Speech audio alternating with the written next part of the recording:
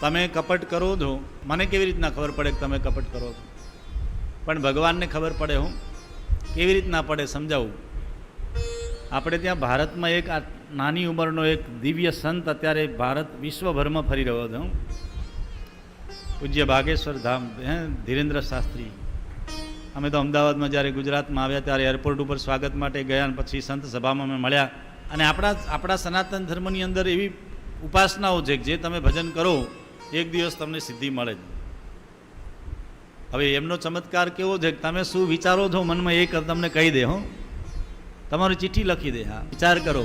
એક સંત, એક બ્રાહ્મણનો દીકરો, એક સાધુનો દીકરો, એક સંત બ્રાહ્મણ, આટલો જો તમે વિચારો છો શું એ કહી દે તો ભગવાન તો આપણા હૃદયમાં બેઠો છે. ભગવાનને ખબર ન પડે કે તમે શું વિચારો. અચ્છા, હજી તમને બીજી વાતથી સમજાવું. તમે ઉમિયામાના મંદિરમાં કે અંબેમાના મંદિરમાં દર્શન કરવા જાઓ તો આમ રાડો પાડીને કહો છો કે હે અંબેમાં, મારી દીકરીની સગાઈ થતી નથી, જલ્દી કરી દો અંબેમાં, ઉમિયામાં, આવું કહો છો કોઈ દિવસ? કહો છો? શાંતિથી મનમાં પ્રાર્થના કરો ને.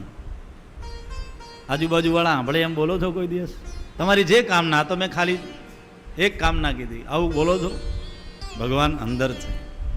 તમારી કરેલી જો પ્રાર્થના ભગવાન સાંભળતો હોય અંદર બેઠો, તો તમે અંદર શું વિચારો છો, શું બોલો છો એ ભગવાન નહીં સાંભળતો હોય?